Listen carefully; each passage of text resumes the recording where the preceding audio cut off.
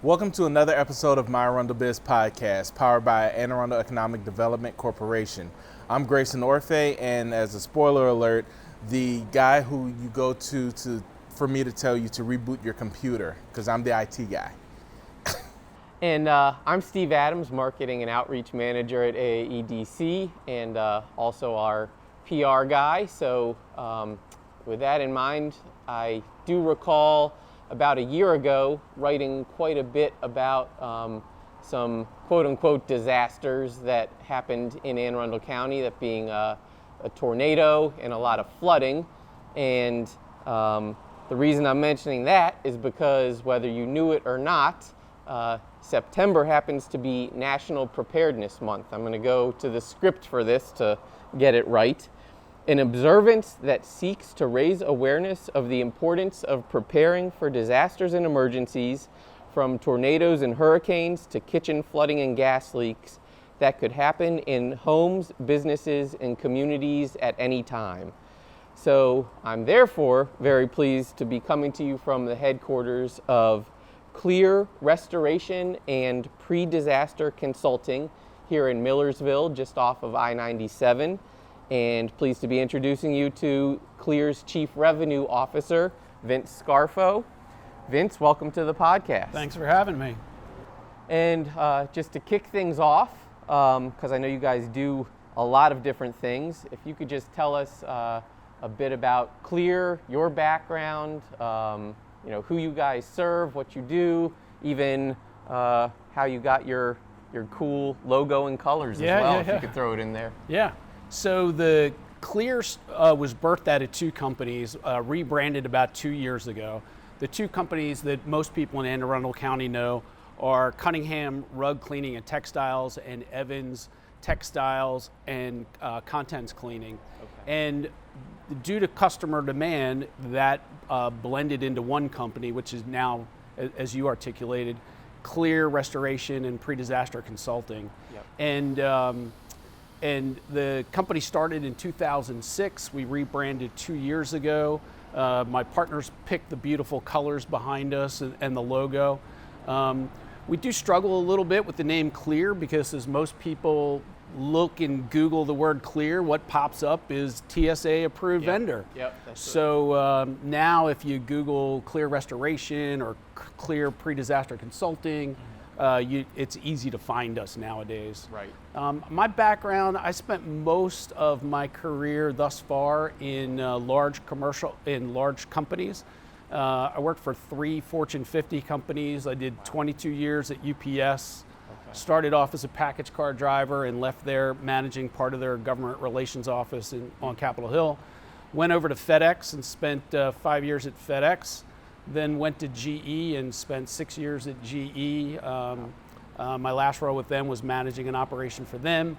Then I started a climate mitigation company with a couple of my buddies. We've got a pilot project over at Back River Wastewater Treatment Plant to mitigate greenhouse gases.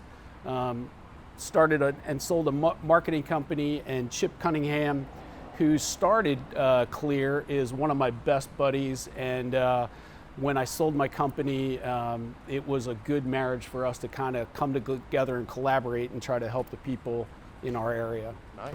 That's awesome. Now the thing about it is that with your company, there's a need. So we always find, and the story is always when we talk to business owners, they found a need and they were able to capitalize on their need by creating their business.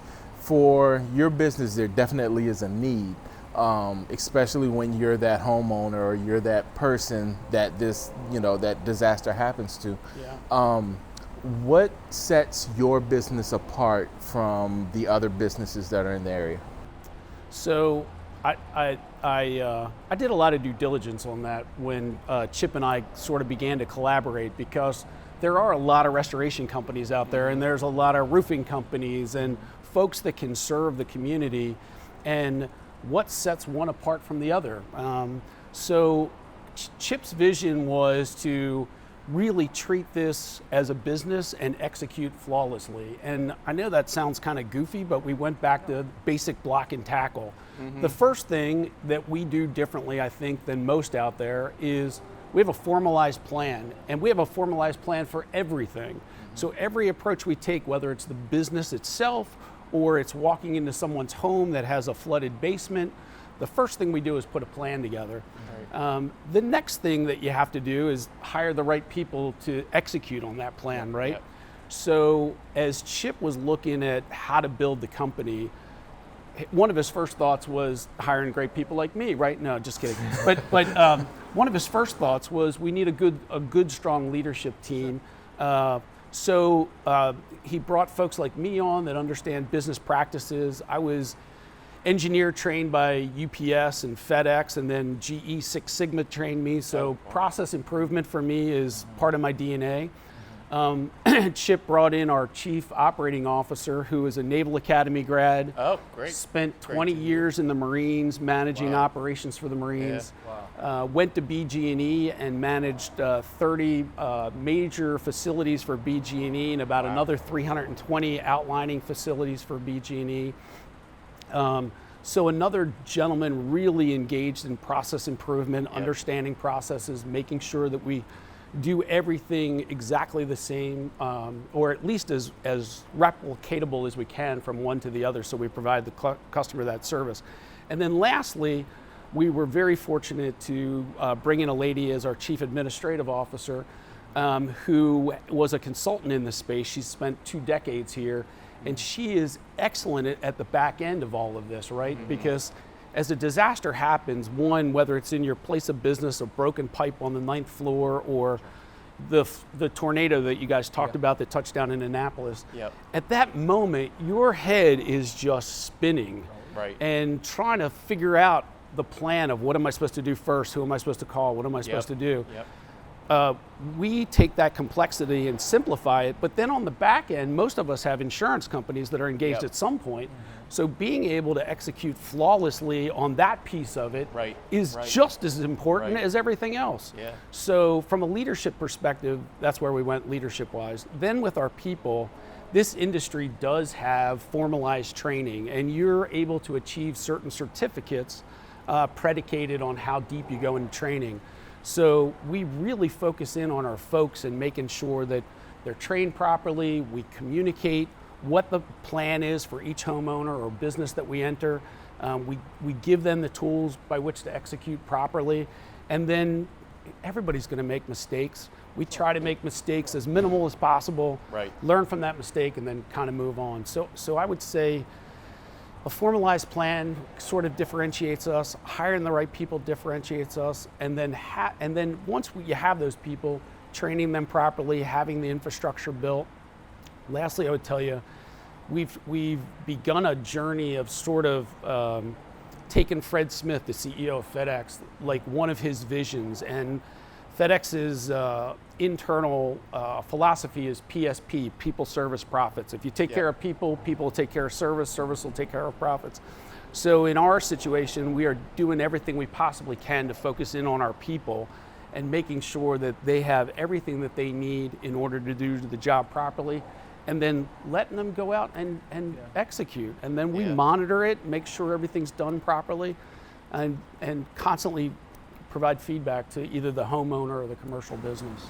And now, I'm sorry. I was just, one little follow-up on that, on the administrative side of things. I've only been at AAEDC just over a year now, but I really saw, in both that tornado and flooding instance, having a team in your office that can tell people, well, you're likely going to get this much covered by insurance, so wait to apply for this or that grant or loan. First see that whether it's a homeowner or a business owner, that having that expertise of kind of being able to point them in the right direction, I think is really important.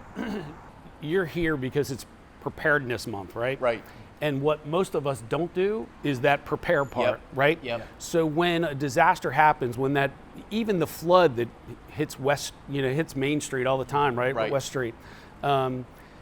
the McGarveys of the world and everybody else down there having a plan about, dude, it's going to happen. Right. Like, what's our course of action when it happens? Right. And that's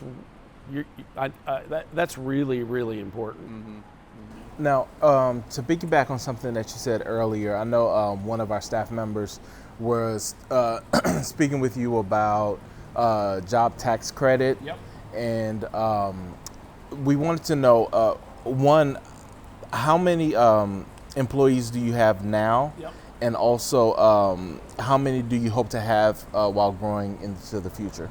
Yeah, so let me let me back up to the start of your comments. Your office has been fantastic for us. Our core We'd love to competency. hear that. Thank you. Well, they have. Our core competency is the restoration space and helping people design pre-disaster planning. That's what we do really well.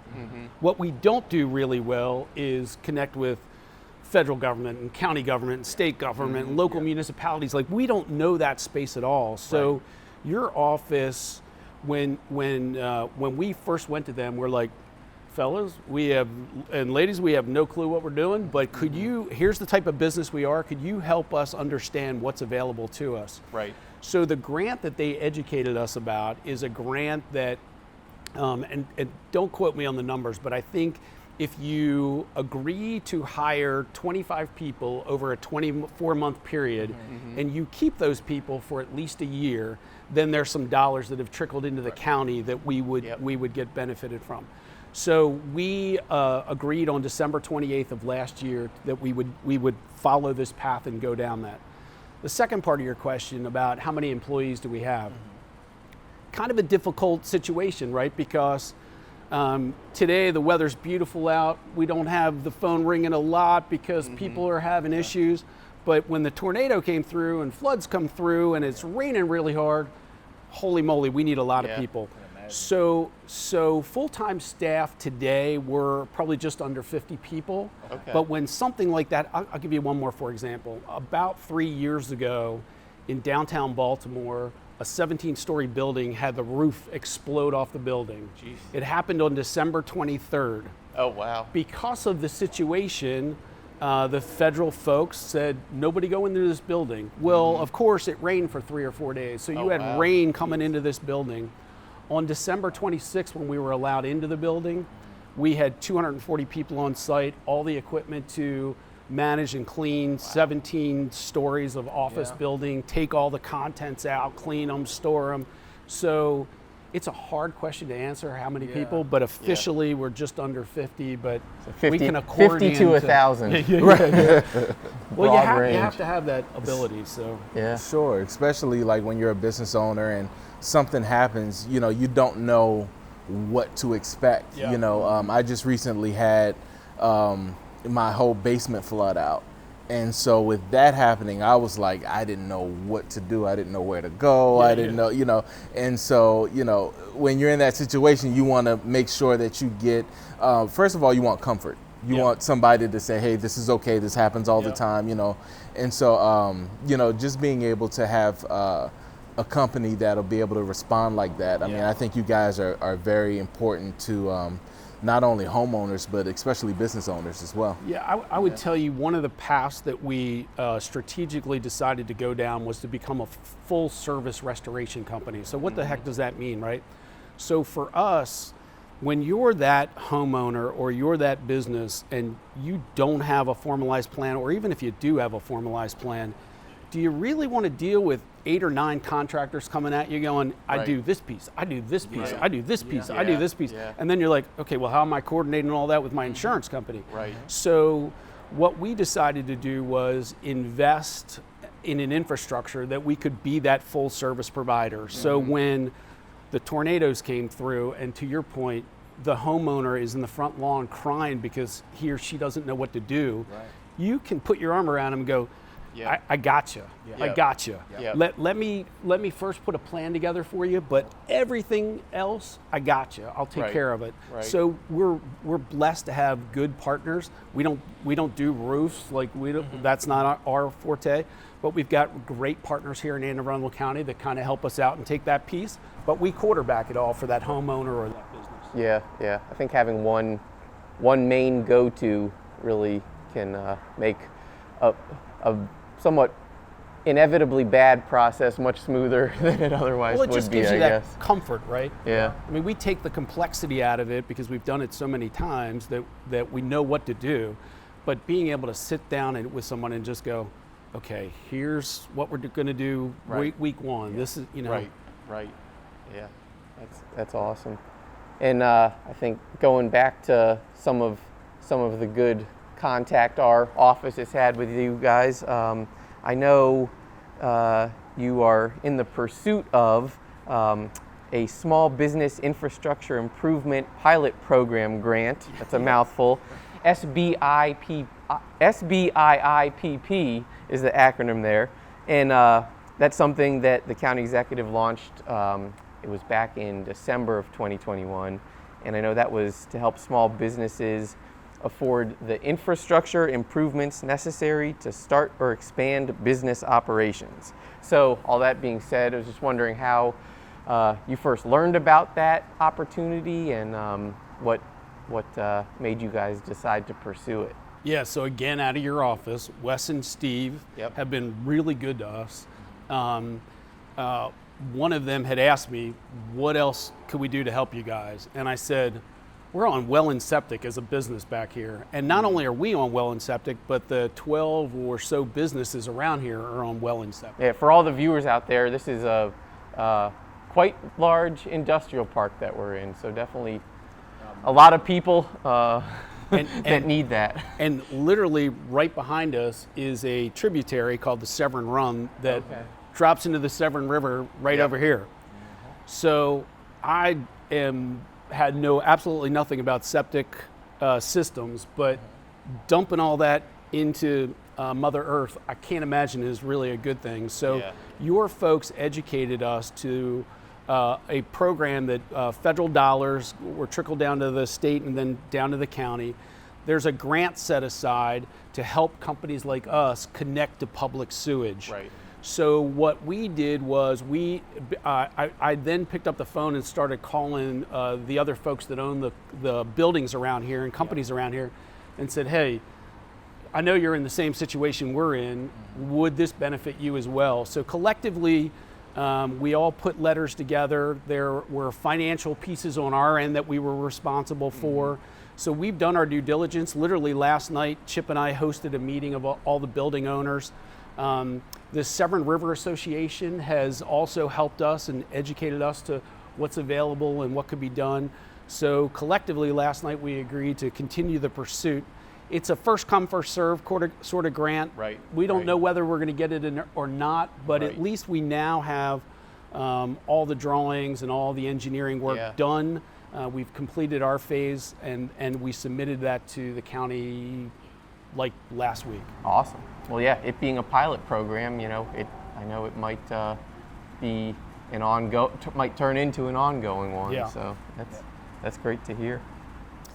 Now, for a very serious part of our podcast, I don't take my job lightly. I really feel that as our servants of the county, we need to be able to give you the most important information when it comes to businesses, when it comes to everything. That's why we created this segment called Top 5. And in Top 5, we want to know, what are your places to eat, to shop, to have fun in Anne Arundel County? Yeah, we know you get around the county. So. Yeah. We definitely get around the county, but we are really fortunate in the county that we've got everything we need right here. Like, you really don't have to leave. Yeah. So I would tell you, my girls in the house are big fans of the Cottage. We have one here in Severna Park, and then there's one on West Street in Annapolis. So they do a lot of their shopping there. And then we also have a dog, and my wife is awed by the quantity of birds that we have along the Severn River. So All for Pets and the Wild Bird Center, both in Severna Park, are our go-tos to sort of help them out. I'm a big fan of the Anne Arundel County Garden Center, which is also here in Severna Park. I'm kind of a freak about my lawn, so I like doing all that kind of stuff, and that's where I go.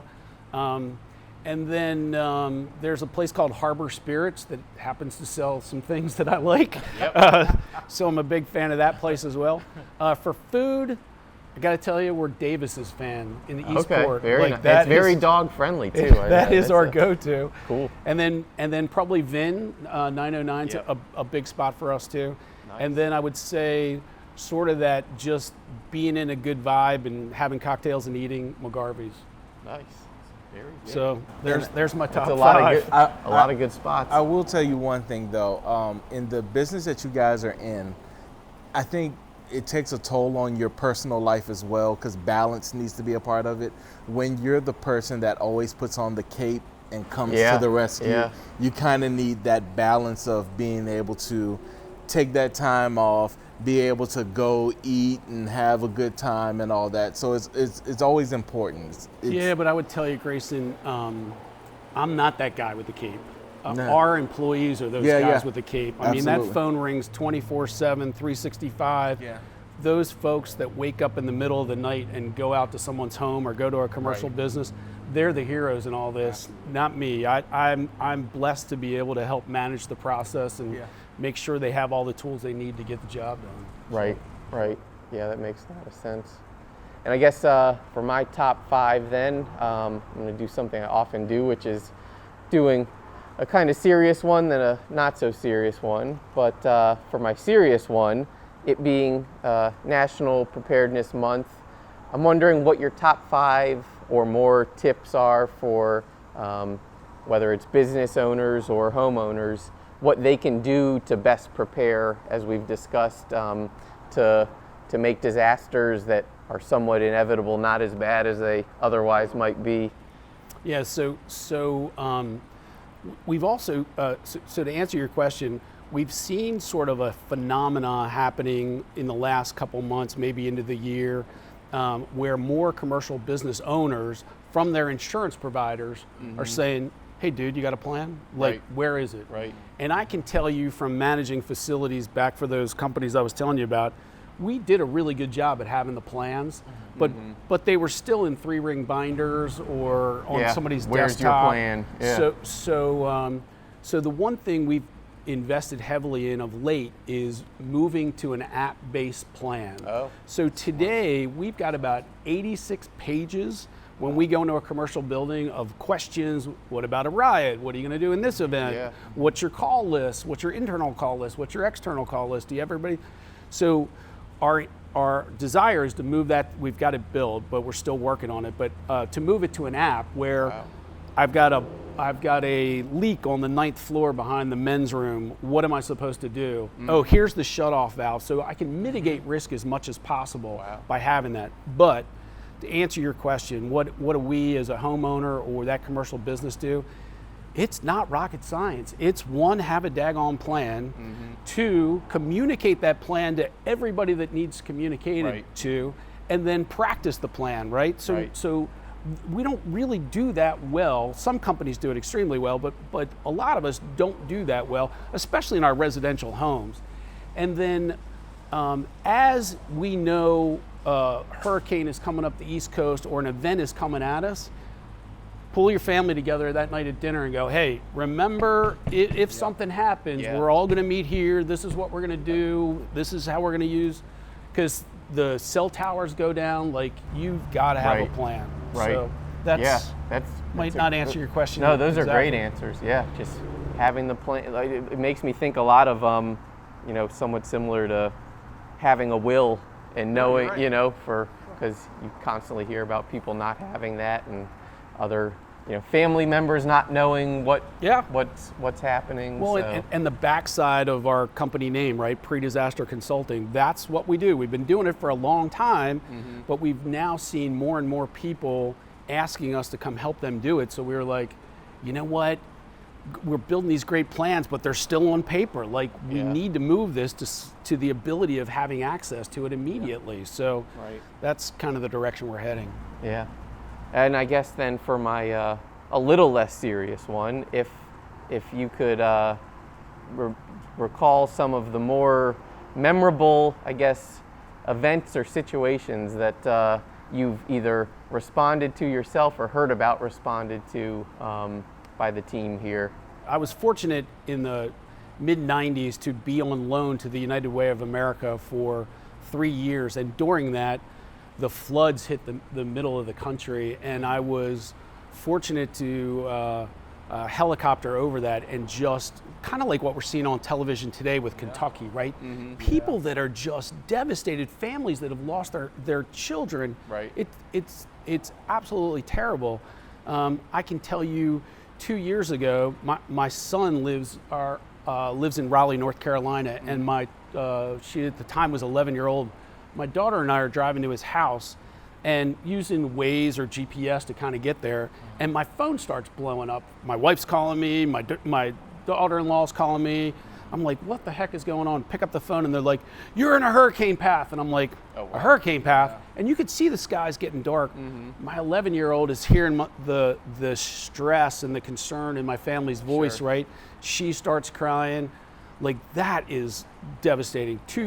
A year ago, I was in the front lawn with people that were impacted by that tornado. Mm-hmm. We spoke about it earlier. They had no idea what their next step should be, nor should they. Well, they should have.